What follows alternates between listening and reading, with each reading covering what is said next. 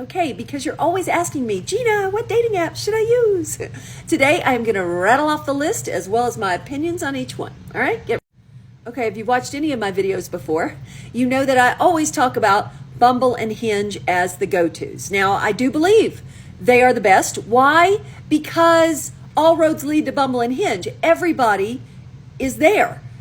And you always want to go to a party that has the most people, right? Why would you want to go to a party that's only like got a few people or not the best people? Whereas on these apps, because they're more popular, you're going to have a lot more people to choose from. That is both good and bad. But I would rather personally be on an app where the most options are. All right. So there's that. Now, of course, everybody wants to talk about Tinder. It was one of the first ones on the scene, but I just never think high level when I think of Tinder. Also, the biggest problem I have with Tinder is the fact that the profile to fill out is so limited. And the problem with that is it's on you to really vet these people. It means you've got to ask these questions. So, are you looking for a real relationship? Do you want kids? You've got to ask it because the profile doesn't ask that for you. And that's strategic on their part. So I would say use an app where it does have the ability, people have the ability to really fill in the details, because if they're taking the time to really fill in all the details, that's also a way for you to pre-qualify who's serious about finding somebody versus somebody that's just on there just to play around. Okay.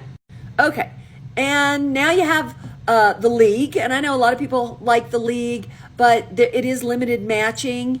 I don't think there's anything particularly special about the League, even though they want you to believe that. And then there's Raya, but I hear that people on Raya have the same problems that they have on all the other dating apps, even more so because the women on Raya are so gorgeous that the men are like kids in a candy store. So why should they choose one when they could, in theory, have them all? All right.